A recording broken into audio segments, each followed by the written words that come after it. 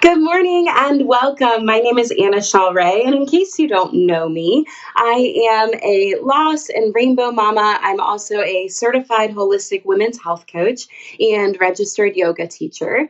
And I'm on a mission to help you when the craziness of life impacts your body, your health, your hormones. It just starts making you feel like crap. I'm here to help you find hormone ease.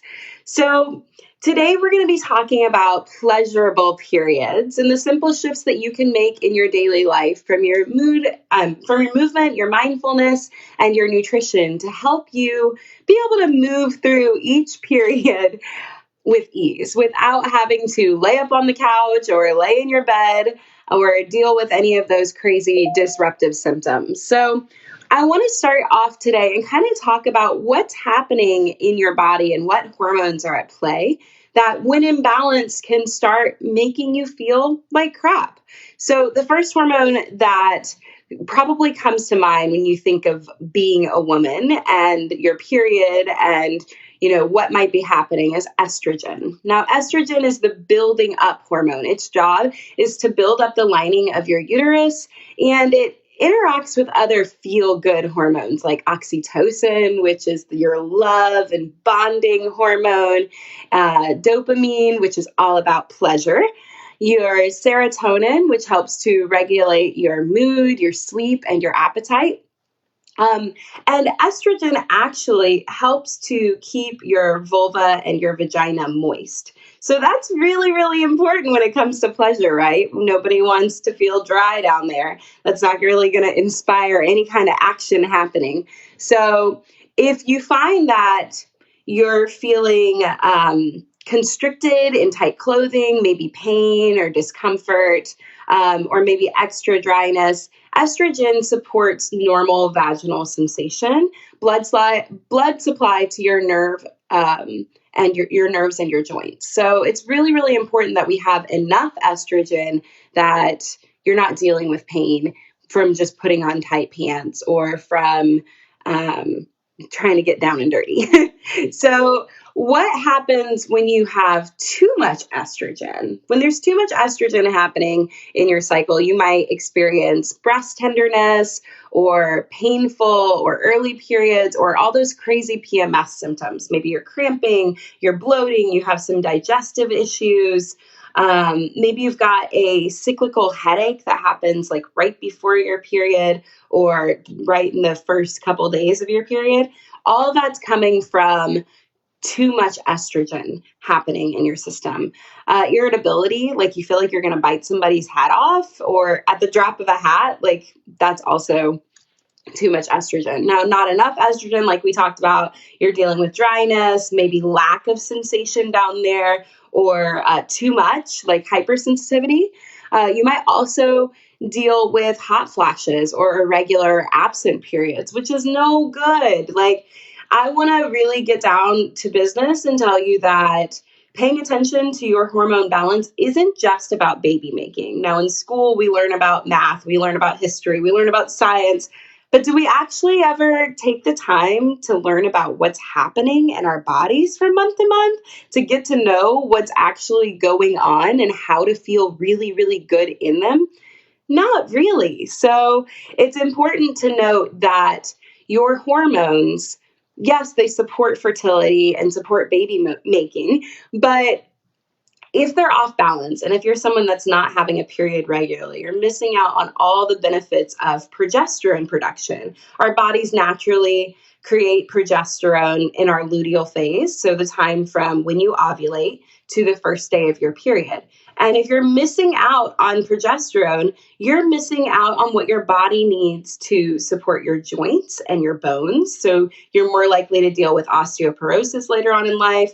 You're more likely to deal with high blood pressure and cardiovascular issues. So paying attention to your hormones is for your life. It's not just for making babies. And that's why it's so important to check in with the messages your body is sending now, so that you can feel good in your body right now, 5 years from now, 10 years from now, and for the rest of your life. Now, if you're joining me live today, I'd love to hear from you. Pop up in the comments, say hi. Let me know if you have any burning questions about creating more pleasurable periods and just feeling good in your body throughout the month. So, what other hormones are at play that might be making you feel less than pleasurable? Hi, Leah. I'm glad you made it. Nice to meet you. We've talked about estrogen already, and estrogen, like we said, is the building up hormone, and it does a lot of good for your body. It helps to build your uterine lining. It helps to support your joints and blood supply down there to make you feel good. And then now let's transition into testosterone. Now, estrogen's all about femininity. And when you hear testosterone, you're probably thinking that's the dude stuff, right? But women are supposed to have a little bit of testosterone too. But too much testosterone or high androgens can lead you down the road of PCOS. And polycystic ovarian syndrome is the leading cause of infertility, but it also messes with your blood sugar. It can lead you to insulin resistance or ovarian cysts, which can be really painful. Too much testosterone, too much androgens in your body is going to feel like irregular, heavy cycles, PMS symptoms, cramping, really heavy, clotty periods or long cycles, acne. That's not pleasurable. Nobody wants to walk around hiding their skin. You might also deal with some body hair. You don't really want a mustache, right? So you also could deal with weight gain or bladder pain, pain during sex, or even urinary urgency. So that doesn't mean you're like completely incontinent, but if you find that you get home from the grocery store and you have to make a mad dash to the bathroom, that is urgency. Or maybe picking up the groceries causes you to leak just a little bit, that is urgency. So that's a message, that's a signal from your body that something's a little off, something's not feeling good. And that needs a little bit of attention. And then if you're dealing with low progesterone, that's also going to cause some fibroids or irregular, painful, or absent periods, maybe even mid-cycle spotting or lack of ovulation, breast tenderness, anxiety, mood swings, acne, having a hard time falling or staying asleep, or again, endometriosis. So we know that progesterone and estrogen work kind of inversely. So if you have low progesterone, you're probably looking at too much estrogen, which again is going to cause a problem. It's going to cause pain. It's going to cause too much tissue growth. And with what we see in endometriosis is the tissue is building up in your uterus to high extents, but also it can start growing in other places that it's not supposed to be. And that can become really, really painful. So we want to address all of these things and make sure that you feel good and you feel you don't have to deal with all of these disruptive symptoms. A lot of the things we're talking about you might think are normal because, oh, I'm on my period and I'm going to have cramping, I'm going to have clotting, I'm going to have to lay up with my heating pad and pop some pills and watch Netflix and drink wine and eat brownies to make myself feel better. And all that's well and good, but this doesn't have to be your new normal. There are things that you can do to support your body back to ease so that you can feel pleasure not only the rest of the month, but in the time of your period as well. So the last thing I want to talk to you about is called HPA axis dysregulation. So you may have heard of adrenal fatigue. If you've heard of adrenal fatigue, drop me some hearts or some emojis and let me know, yeah, I've heard that term before, adrenal fatigue. What is that? Well, adrenal fatigue is part of the picture, but it's not the whole thing. Like it's a little piece of the puzzle, piece of the pie. There's this thought process that if you're too stressed out for too long, your adrenals, which make some of your stress hormones, just get tired and they stop working. But that's not true. What's really happening is HPA axis dysregulation. And I know that's a really big word, but I'm going to break it down to you. Your HPA axis is your hypothalamic pituitary adrenal axis, and it's your central stress response system. It intertwines with your central nervous system and your endocrine system. So basically, It impacts every part of who you are, from your heart and your lungs, to your brain, to your digestive system, to your metabolism, to your immune system. So it's really, really important that your HPA axis is doing what it's supposed to do. Now, when your HPA axis isn't really as active as it should be, you're going to feel depressed seasonally. So maybe once we get closer into wintertime and the colder months, you start feeling like draggy and tired and like you just don't want to get out of bed. That like seasonal depression starts coming on, or a little extra fatigue is happening in your body. Maybe those PMS symptoms start flaring for you in that time, or you have body aches or unexplained weight loss, low blood pressure, asthma, eczema, loss of body hair. Is your hair falling out? Ugh, nobody wants to deal with that. Maybe you have sleep or memory issues. And if left untreated, decreased HPA axis activity can end you up with hypothyroidism, which is no bueno. We don't want to deal with that. What happens when your HPA axis is overly active? Too much activity looks like weight gain and metabolic syndrome, so it impacts your metabolism. When your body feels like it's been chased by a bear, it produces cortisol to help you run away. Now, maybe you just got an email alert that something is going down and that stressed you out and you're not running. All that cortisol has to go somewhere, and it ends up impacting your blood sugar, boosting it up, and then you don't use all that. So it can contribute to the production of fat cells. We store those things for later on to help us run from a bear again. So these are all things that, like, it's all a chain reaction, right? All this is connected. So too much activity can also look like irregular or absent periods, which we talked about before is super important for your life longevity. So we want to make sure that you're having regular periods so that you can have that benefit of progesterone happening in your body to support your bone health, to support your heart health, and just to make you feel good. Too much can look like panic, anxiety, OCD, like the littlest thing sets you off, or you find yourself worrying a lot, irritability, constipation, sensitivity to cold. Do you ever hop in bed and your hands and your feet are freezing and you're shivering for a few minutes? That could be some HPA axis dysregulation. And it can also lead you down the road of osteoporosis later on in life. And if left untreated, you might end up dealing with hyperthyroidism. So we've talked about a few things. We talked about estrogen. We talked about testosterone. We talked about HPA axis dysregulation. We could even go a little bit deeper into your thyroid health, because your thyroid, the butterfly-shaped gland just above your collarbone, I guess we'll just go there. We'll just go there real quick. Your thyroid is one of your endocrine glands, so it helps to produce your sex hormones. It regulates your breathing, your heart rate, your body weight, your muscle strength, your menstrual cycles, your body temperature, and your cholesterol. So again, impacts every single part of who you are. Your thyroid is a big deal, and it's supposed to take iodine from the foods that you eat. Most of us don't get really a lot of iodine. We will talk about how to regulate the HPA axis. I'm going to talk about how to regulate all of the things in just one second. But your thyroid is supposed to take iodine and convert it into your thyroid hormones. But whenever you have more thyroid hormones than your body needs, you're looking at hyperthyroidism. And when you don't have enough, you're looking at hypothyroidism. So that's what I was just talking to you about. Hyperthyroidism. Can you guess? What does it feel like when there's hyperthyroidism happening? I'm giving you a little hint. Anybody have any ideas? No ideas in the comments? All right. You might feel nervous. You might feel irritable. You might have some muscle fatigue or trouble tolerating heat. You might have tremors in your hands, maybe rapid or irregular heartbeat. So you're kind of feeling, overly emotional. That's a good one.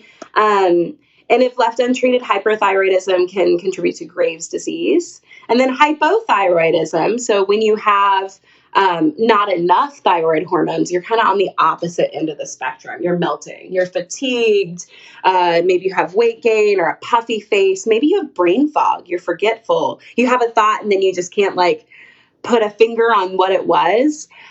Trouble tolerating cold. So again, feeling really, really cold, constipation, dry skin, dry, thinning hair, your hair's falling out. So maybe you're seeing the overlap here of some of these hormonal fluctuations and what they can cause.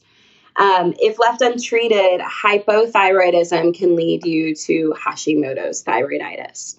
So let's backtrack a little bit. We've talked about testosterone. We've talked about estrogen.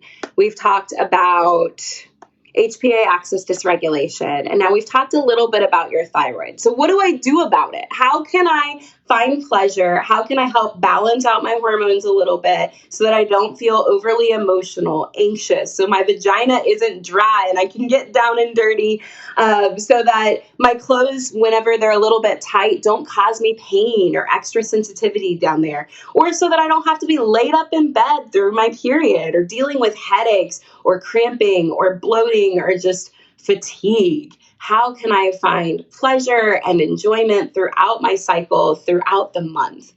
Let's go. So there's so many things you can do, guys. There's so many things you can do. Let's start with HPA axis dysregulation since we had that conversation. What are the things that contribute to these things being out of balance? Well, first is your sleep habits. Your sleep hygiene makes a really, really big difference. What happens at night? Let's start in the morning. So when you first wake up in the morning, you should feel good. You should have the windows open, looking outside. Oh, the birds are chirping. I'm ready to start this brand new day. Oh, it's so beautiful. And then your energy should steadily rise. And then you get into breakfast, you get into kind of your morning flow. Then it gets to lunchtime. And you're like, oh, I'm hungry. I'm going to eat something. And then you should start having a gradual drop in energy. But after you eat lunch, you shouldn't feel like you need a nap. You shouldn't feel like it's time for rest. Then that gradual shift in energy goes down. You get to dinner time, and then you're ready for bed. That's how it should go. Does anybody ever feel like that? I think most of us would say no. I think most of us wake up and we're still tired. And we need the cup of coffee. We need something to help get us going. And then finally at like 10 or 11 a.m., we start having a little bit more energy. And then lunchtime comes around and we're hangry. And we're like, oh my gosh, I got to get the food in my face. And then we eat and we eat. And then we're exhausted. Maybe you have a little bit of energy right after you eat. And then we're ready for a freaking nap, y'all. So that's a sign right there that there's something going on with your HPA axis dysregulation. That's a sign that there's something going on with your hormones and your cortisol curve. And then by the end of the day, maybe you have an extra boost of energy after dinner and you're like, I'm going to get some stuff done. Finally, I feel clear-headed. I feel ready to go. You hop on your computer, you hop on your phone, you scroll Facebook, your head hits the pillow and you still have that blue light in your face. And then you have a hard time falling asleep. Or you toss and turn through the night and you have a hard time staying asleep. So all of those things are symptoms and signs, messages from your body. Something's up. Something's a little off. So when it comes to regulating your HPA axis, the first step is to check in with that routine. Stevie says, that's me. Anybody else? Second wind at night. Anybody else have that kind of energy flow that I just talked about? Well, here's how you can shift it. So the first thing that I recommend is to check in with your evening routine. How can you create a really nice, calming wind down routine that's pleasurable for you? Maybe you do your show with dinner and then blue light goes off. You can grab a journal, grab a notebook, maybe do some chair dance, do something that is fun, maybe a little bit active, a walk 2 to 3 hours before bed, or some kind of restorative movement or exercise. Maybe you just give yourself a little stretch or massage or take an Epsom salt bath. Give yourself something to release a little bit of that energy off and then begin the process of calming down. Deep abdominal breathing is really helpful. It helps to activate your parasympathetic nervous system. So your rest, digest, restore. You're basically telling your body it's safe. You are safe. You can be calm. You can wind down. You can rest. So the goal is 2 hours before bed, cutting off blue light. Oh my gosh, Anna, how in the world am I going to do that? That's my scrolling time. That's my connection time. That's really, really hard, right? So I recommend when I work with my clients that we start with 15 minutes and then just gradually work our way back, because baby steps, y'all. Like, there's no point in creating big resolutions. We don't stick with them anyways. And then we end up saying, screw it. I'm just going to go back to where I was. So start with what you can do. And maybe that's just 15 minutes at night. So evening routine is important, and then so is morning routine. Really quick about blue light and why that's important. Blue light activates cortisol, so that's going to keep you awake. That's going to give you energy. Whereas we want melatonin to be coming in, and they work inversely. So it can kind of inhibit your melatonin production if you're seeing a lot of light right before bed. Now, in the morning, when you wake up, you want a little bit of cortisol rise. So you want that morning sunshine. You can grab your tea, grab your coffee, and sit by a window, open the window, start off your day with some morning light, and like remind your body, hey, it's time to wake up. It's time to go.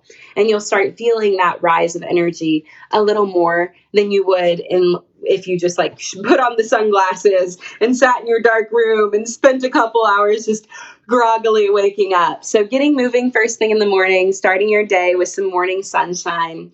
Some other things for sleep that I forgot to mention was, keeping your room cool, so that you need a little bit of a blanket so that you're not finding yourself hot and tossing and turning in the middle of the night. The other thing is it's really important to keep it really, really dark at night. So again, we don't want any kind of light in your room, even if it's like a night light. We want to start turning that off so that we can get that really, really nice melatonin production and that deep sleep. When it comes to movement for sleep, any kind of twists, like lower belly twisting that you can do is going to help. So like, say you have your knees up and you are like laying on your back in your bed, and you kind of allow your knees to go one way and then come back through center, allow your knees to go the other way. You can take a few breaths there. That's going to help with digestion. So if you've like eaten a little later in the evening, or if you find that you have some digestive issues, that'll kind of help to get some of that out. And, just think restorative, think juicy, like what feels really, really good and comforting in your body to just kind of release some of that energy and calm things down. Let's talk. Are there any questions? Yeah, I love that. You just telling your body you're safe. Like it is a-okay to calm down and to rest and digest and restore. The other thing that can start impacting your hormone balance and your sense of pleasure and your sense of calm, and can kind of start stirring up some of those symptoms we talked about, is exposure to environmental toxins. Now, you may have just rolled your eyes at me like, oh my gosh, Anna, I'm so tired of hearing that everything causes cancer or that everything is toxic. But it is important to check in with the things that you're bringing into your home, or the things that you're putting on your body, your personal care products. Your skin is your biggest organ. You're absorbing everything in through your skin. Anything that you're using for cleaning products, or what you heat your food in, might be leaching some things. Your water, if you have just like a common water filter, you might want to look into a Christmas present of a really, really nice water filter that's going to help get some of those toxins out. Because what happens is when we have these toxins all coming in, we might have some extra, what they call oxidative stress. So a lot of times I hear from my clients, well, why me? Why am I dealing with all of these symptoms when I'm doing a lot of the right things, but my friend over there isn't doing any of this? She's rolling through the drive-through for every meal. She's up all night. She's, like not nourishing her body or checking in with herself at all. And she's fine. So why am I dealing with painful periods and cramping and bloating and acne and wanting to bite my partner's head off half the month? Like, why am I the one dealing with all this? When we start talking about oxidative stress and the amount that our bodies can handle, it's important to note that different people can handle different stressors at different levels. So we all kind of have this bowl, and our bowls might be different sizes. And so what impacts Mary, her bowl might be this big. So maybe she hasn't quite filled it yet. whereas your bowl might be this big. So that could happen from genetic variations. They can make you predisposed to like weakened resilience of managing stressors. But what's really interesting is some of us are born with a smaller hippocampus. The hippocampus is the part of your brain that attributes to your pain response. So if you have a small hippocampus and you have prolonged stressors in your life, it can lead you to a path of less resistance in the face of various stressors, which leads you to more pain or more symptoms. So what are these stressors that I'm talking about? Well, your sleep hygiene is one of them. Having like kind of a crummy evening and morning routine can lead you down a path of stress on your body. So your sleep hygiene is first. And then there are other stressors like physical stressors. This could be chronic illness or infection, inflammation, pain, or chronic injury. If you're dealing with that, that all sends messages to your body that there's a bear chasing you. And then we need to pump more cortisol up. And that, again, starts that domino effect of imbalance. Some other things we talked about: exposure to environmental toxins can cause physical stress on your body. Inflammatory foods. So we want to really think about bringing in a rainbow of micronutrients. So thinking about eating a rainbow, getting all the different colors in and flavors in. One ingredient foods is a really great place to start with that.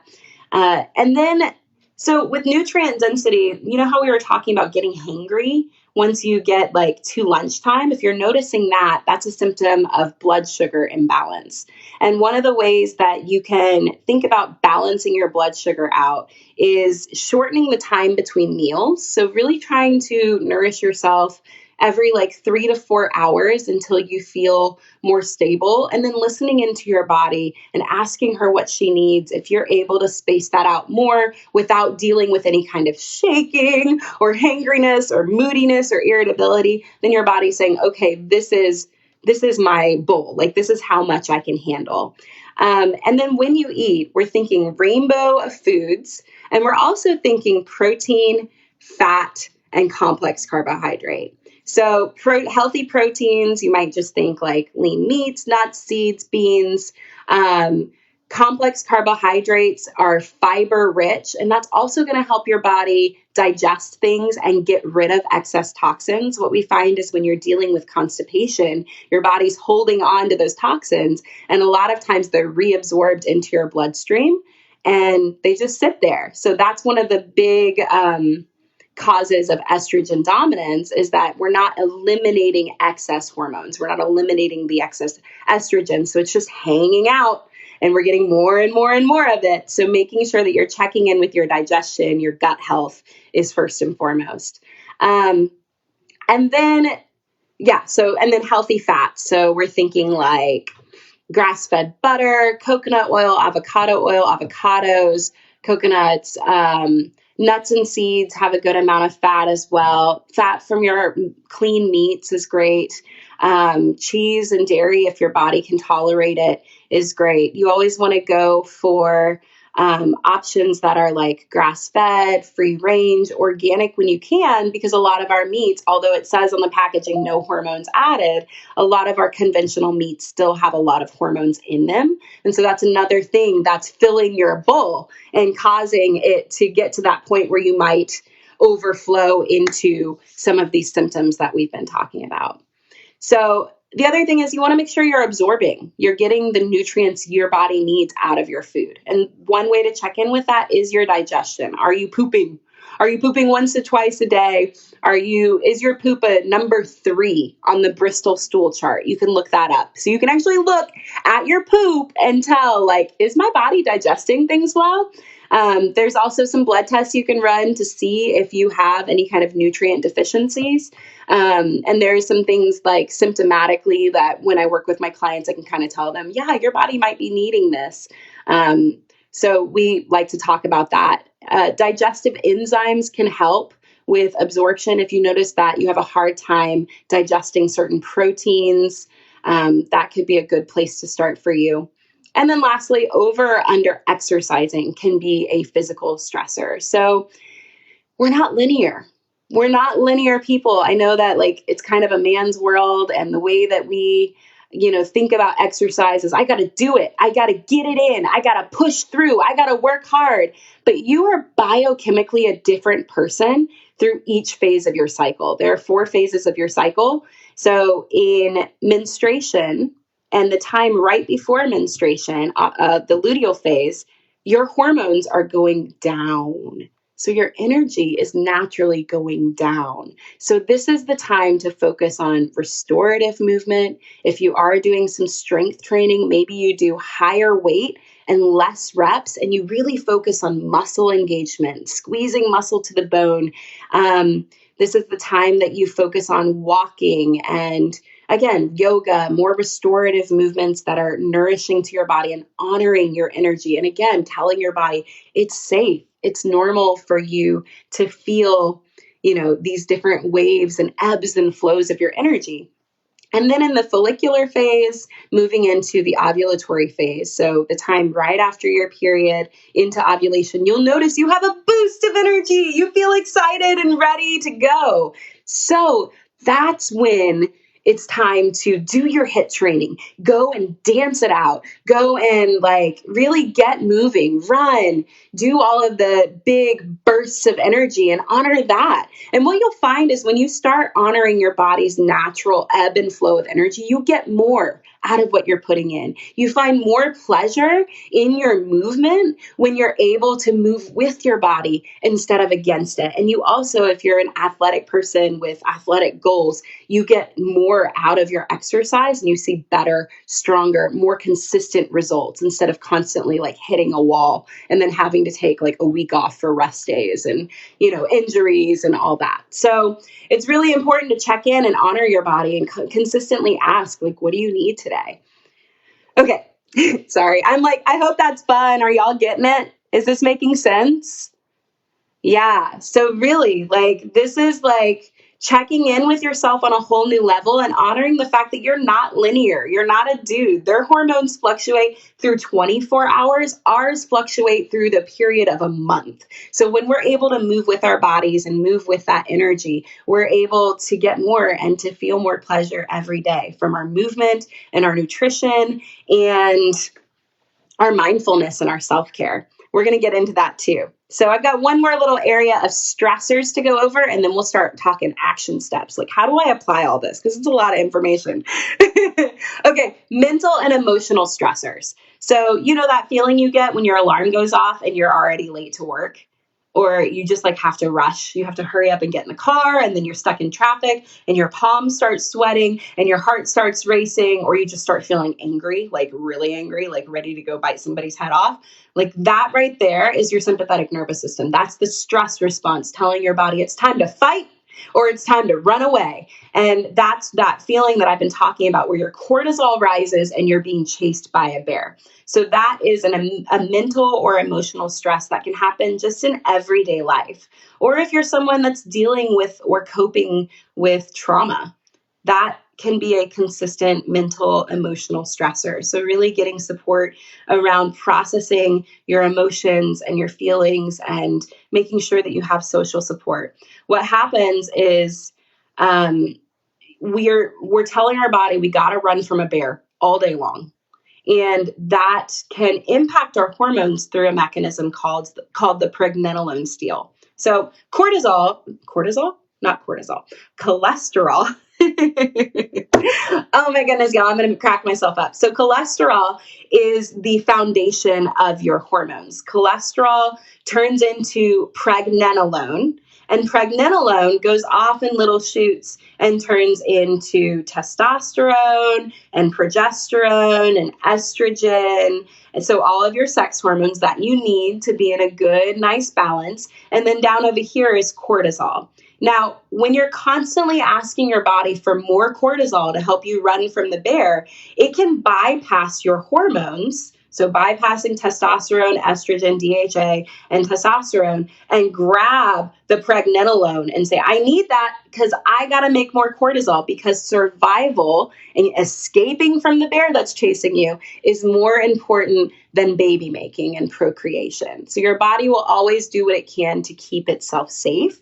And sometimes that can lead to all of these wonky hormonal imbalances because we're stealing from our sex hormones to manage our stressors. Isn't that crazy? I find that so fascinating. So this really does matter. It impacts every part of who you are, from your actual organs, your brain, your heart, your lungs, your digestive system, your immune system, to just how you feel in your body each and every day. And if we want to break free of this kind of never ending cycle of, oh my gosh, I got to run from the rear, I'm stressed out, or like there's all these physical stressors on me from my sleep or from, exposure to toxins or lack of nutrient density, or these mental and emotional stressors on me. How do we fix this? How do we get to the bottom of fixing our estrogen and making sure it's in balance, and our progesterone, and making sure that we have enough testosterone but not too much, making sure our HPA axis is regulated? What do we do? All right, here you go. Are you ready? If you're ready, drop me some hearts. I'm so excited. I'm going to share, this is exactly what we do when we work together to help you find pleasure each and every day throughout the month and throughout your period, so that your period can be like mine, which is actually pretty awesome. I kind of look forward to it now, and I never thought I would ever say I look forward to my period, but my energy is a gradual shift. There's no longer a big, peak and then huge valley where I feel like, oh my gosh, I'm going to die, I'm so drained. There's a gradual shift now. And then when I have my period, my bleeding is consistent, no cramping, no clotting, no pain. Seriously, guys, my whole life, I was the person that had to call out of school. I would not go to school for the first 2 days of my period. I was laid up in bed, serious clotting, serious pain. I'd have hormonal migraines to the point that I went behind my parents' back and got on birth control to try and regulate my period. So it was horrible. And then, having babies and all that, and, the postpartum period, everyone's scared of it. You never know what's going to happen. But after taking this time to do these things that we're about to talk about, and really getting to know my body and honoring my energy and nourishing my body, my periods are actually pleasurable. And I would say, not to get too down and dirty, but I'm not dealing with dryness or pain down there or pain during sex or pelvic floor issues or crazy amounts of inflammation.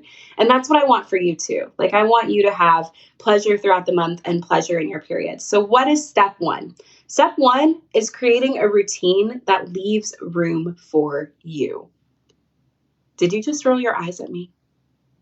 No, I'm serious. This doesn't mean that you have to take a spa day once a week. This doesn't mean that you have to spend hours upon hours journaling or doing yoga, or nobody has time for that, especially with COVID. Maybe you have kids at home, that you're doing school at home and you're working from home and you've got a ton of stuff on your plate. And I get it, because I'm a mom, and I have three projects going on day in and day out, and I've got him. And so there's not a lot of room in our routines for us. So how do we do that? You can take 5 minutes in the morning and attach it to something that you're already doing. Maybe you're getting dressed in the morning and you're thinking thoughts of gratitude while you're brushing your teeth. You're taking deep abdominal breaths while you're tying your shoes. Really setting an intention for your day about what you're inviting in. Maybe it's a little bit of ease, a little bit of grace, a little bit of self-acceptance.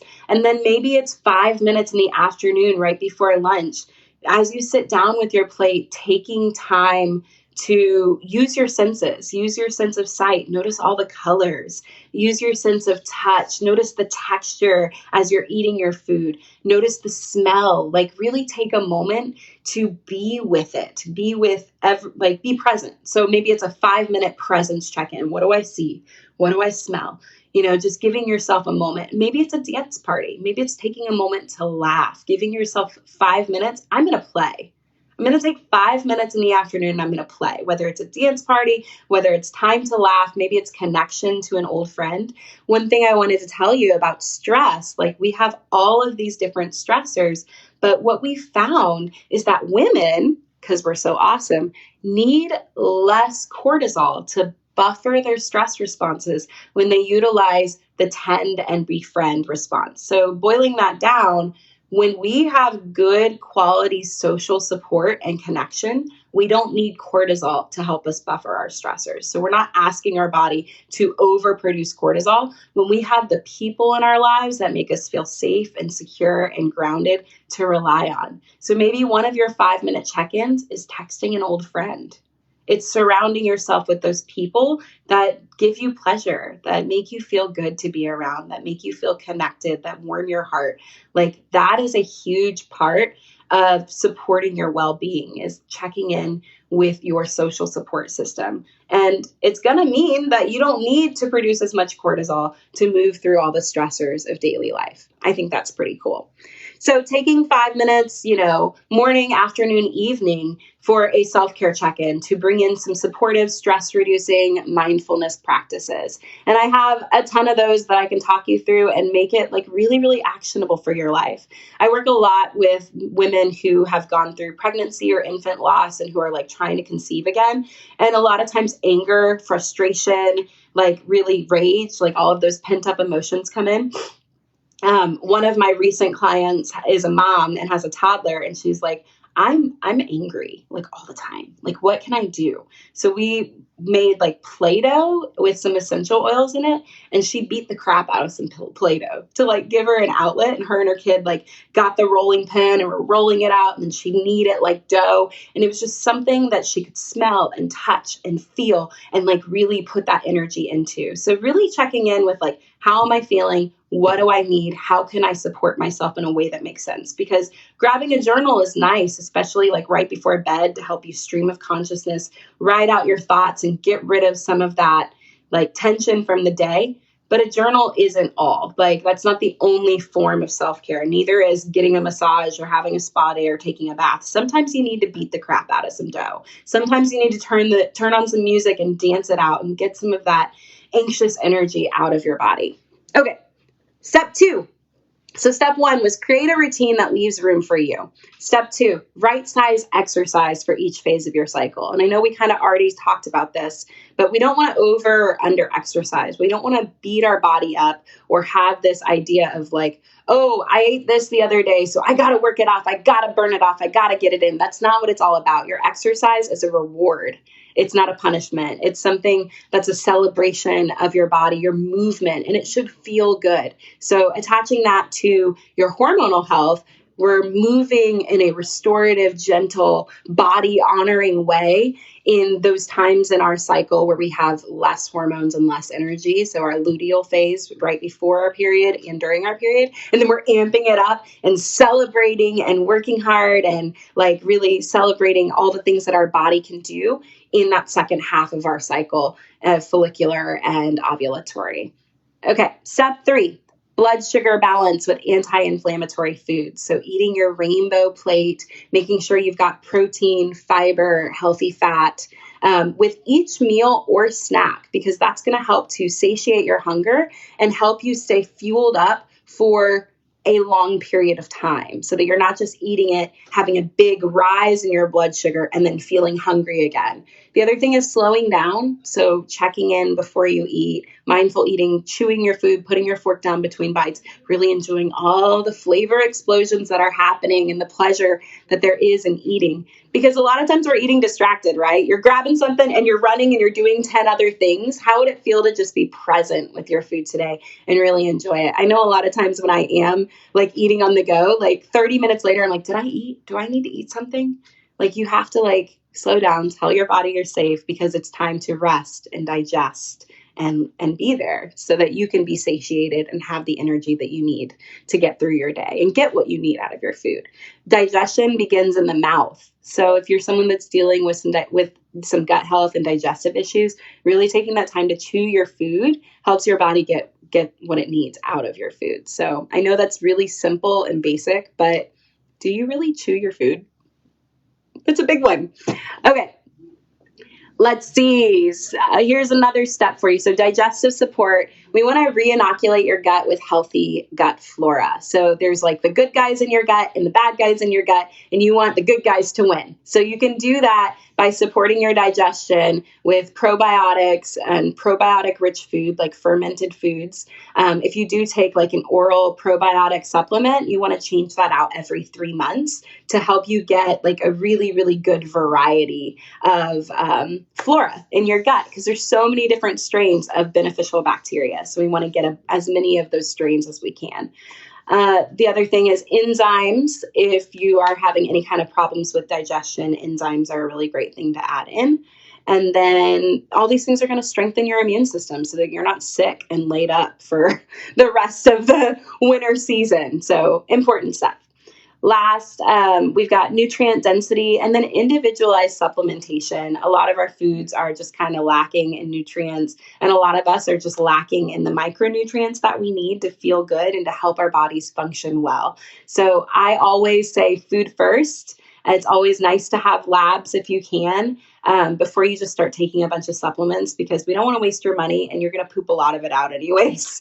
So you don't need a ton of supplementation, but individualized supplementation to help reduce inflammatory responses in your body. And also, a lot of times I work with clients that have undiagnosed like food sensitivities, and we can help you understand, what's going on, what foods helps your body thrive and feel fueled up, and what foods might be causing a little bit of reactivity.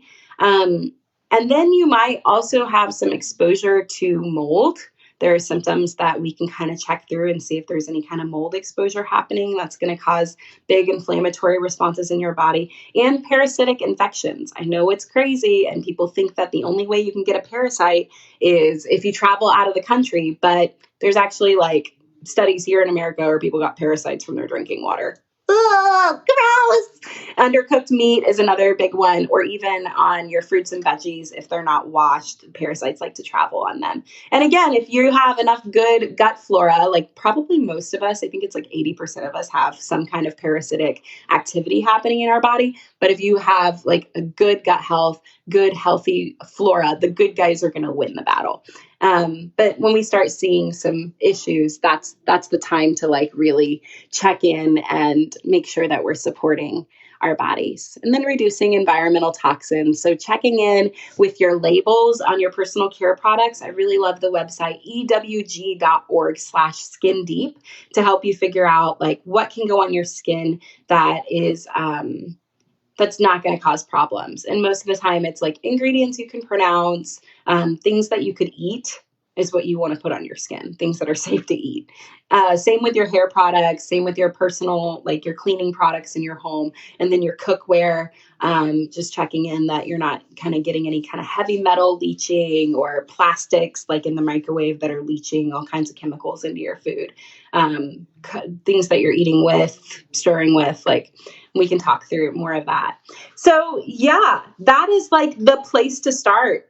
It's sleep hygiene, a routine that leaves room for you, right size exercise, blood sugar balance, nutrient density, gut health support, reducing stressors by giving yourself that mindfulness and self-care, and reducing environmental toxins, checking in with your body and making sure she's safe. So here's what I want to hear from you right now. Of the things that we talked about, was there one symptom that you noticed, one message from your body that you're hearing over and over again? Drop it in the comments. What message is your body sending you that something's up, that this doesn't feel good? And then what is one step that you can take today to start finding more pleasure in your body today and supporting your body to more pleasurable periods and to hormone ease? So we talked through a lot of different little shifts that you could make in your lifestyle and your routine and your food. Was there one that stuck out to you today that you're like, you know what, I can take that away with me? I'd love to hear your takeaways in the comments. I'd love to hear any other questions you have for me. I'm so, so grateful to Stevie for bringing me in today. It was really, really fun sharing with you about what's happening in your body. How can you get to know the messages from your body? What are some simple, shifts that you can make to find more pleasure in your periods. We talked a lot about movement. We talked about a little bit about food. If you'd like some more recipe ideas or healthy food options, I have a group called the Craving Clean Community. I'd love to welcome you there. But I also have a women's wellness membership program coming up that's all about helping you create hormone ease. And I offer a complimentary call. So if you noticed a lot of these symptoms or a few of these symptoms and you're wondering how to make this real in your life and how to take some of this away and make these connections like actionable for you, then I'd love to hop on the phone with you. Oh, and don't forget, there's a free guide in the description of this video. It's Happy Healthy Hormones, and it is yours. It is yours. I put a lot of work into it, and I made it just for you so that you can dig deeper. You can dig deeper into the processes, the things that are happening in your body, and how to nourish yourself well with mindfulness, movement, and nutrition through each phase of your cycle so that you have not only hormone ease, but pleasure, pleasurable periods, pleasurable moods, feeling even keel instead of that big up and down. Like, we want to make sure that you feel stable, energized, and ready to show up for yourself and for the people in your life that you care about most. So yeah, make sure you grab that. And I'm here for you. I want to read some of the comments really quick. Lisa, I would love to connect with you. Let's hang out. Leah says that she noticed that her energy has been kind of off and down and that she's got more cravings right before her period. And that's really interesting. So I want to point out that cravings aren't necessarily a bad thing. They're a message from your body. Your body's telling you that there's something that you're lacking, something that you need. And so we can talk more about that and about what those messages might be and how to support yourself.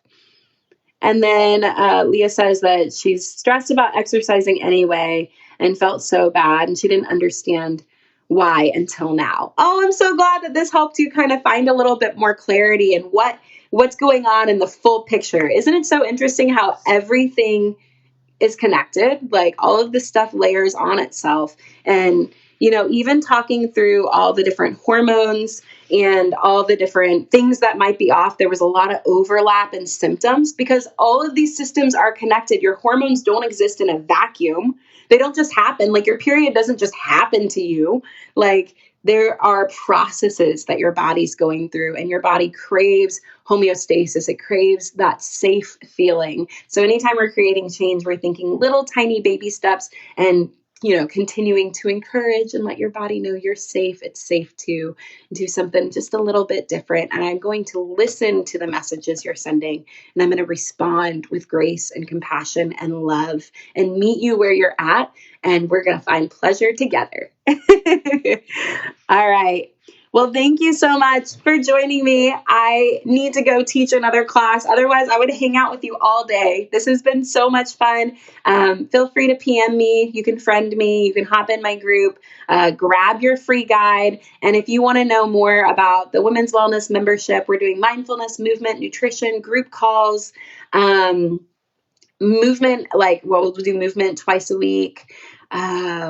What else? We'll do some menu planning support so that you can break your food down, because nobody wants to spend an hour in the kitchen making dinner every night, standing over a hot stove. But you also know you want to feed your body well, right? So we're going to talk about ways to break that down and make it easy and realistic and attainable in your life. And get deeper into your cycle and understanding what's happening in your body and meeting it well. Okay, I gotta go. I don't really want to leave, y'all. This has been so much fun. I'm really enjoying the group and spending time with you. And I hope you have a really beautiful day. And I look forward to connecting with you soon. Bye.